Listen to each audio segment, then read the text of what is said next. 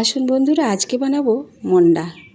তো মন্ডার জন্য যে উপকরণ লাগবে সেটি হলো 1 কেজি দুধ আর 100 গ্রাম চিনি, বাস। আর কিচ্ছুটি লাগবে না। লাগবে বলতে আপনার একটু অমূল্য সময়ের এখন বড্ড দাম। হাউসওয়াইফ যতই হই না কেন, বাড়ির কাজ, বাচ্চা সামলানো, ঘর সামলানো, বাস একেবারে সন্দেশ মন্ডা বানিয়ে রাখার মতো সময় আর হয়ে ওঠে না। তো আমি আজকে একটু সময় পেয়েছি। দুধ চিনি তো সব সময় সবার বাড়িতেই আছে, একটু সময় করে বানিয়ে নেওয়ারই দাম। তো দুধ এভাবে ফুটে উঠেছে, ছেড়ে কোথাও যাওয়া চলবে না, অনবরত নেড়ে নিতে হবে। এভাবে নেড়ে নেড়ে গ্যাসের ফ্লেম একটু লো ফ্লেমে করে আস্তে আস্তে করে নেড়ে এভাবেই শুকনো শুকনো হয়ে আসবে। দুধ একেবারেই জমে ক্ষীর। এভাবে খোয়া রেডি হয়ে গেলে 1 কেজি দুধে 100 গ্রাম চিনি।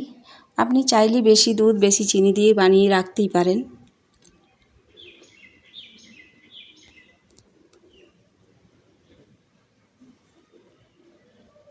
চিনি দিয়ে আরও কিছুক্ষণ নেড়ে নিতে হবে, কারণ চিনি মিশে যাবে আর একটু শুকনো শুকনো হয়ে না এলে মন্ডার শেপ নিতেও পারবেন না। একটু মাখো মাখো হলে মন্ডার শেপ নিতে সুবিধা হবে।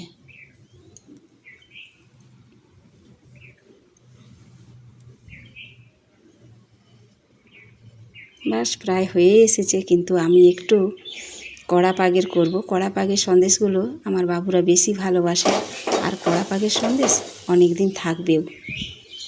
পাখির ডাক শুনতে পাচ্ছেন না? আমার রান্নাঘরের পাশে প্রচুর গাছ আছে, সেখানে পাখি কিচমিচ করে, আমার বেশ ভালো লাগে। আপনাদের কেমন লাগছে নিশ্চয়ই জানাবেন। এই যে পাখি কিচমিচ করছে না? তো যে প্লেটে আমি সন্দেশগুলো তৈরি করে রাখবো, সেই প্লেটে একটু গাওয়া ঘি পুরো প্লেটের গায়ে মাখিয়ে নিতে হবে।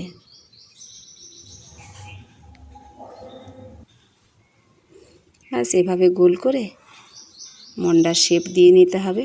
এই শেপের ছাঁচগুলি কিন্তু মেলাতে পাওয়া যায়। শীতকালে যে মেলা হয় লক্ষ্য করবেন, এই ছাঁচগুলো মেলায় কিনতে পাওয়া যাবে। আর একটু গোল গোল বানিয়ে একটু চেপে ধরলেই মন্ডার শেপ এসে যাবে।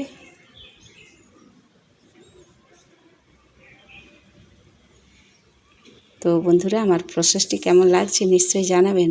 এরকম বাড়িতে বানিয়ে রাখুন। আর এই কড়া পাগের সন্দেশগুলি অনেক দিন স্টোর করে রাখাও যায়। আর বাচ্চা বড় সকলকে খাওয়ান, দেখবেন আপনারও ভীষণ ভালো লাগবে। আর এভাবে বাড়িতে অতি অবশ্যই ট্রাই করবেন। সকলেই ভালো থাকবেন।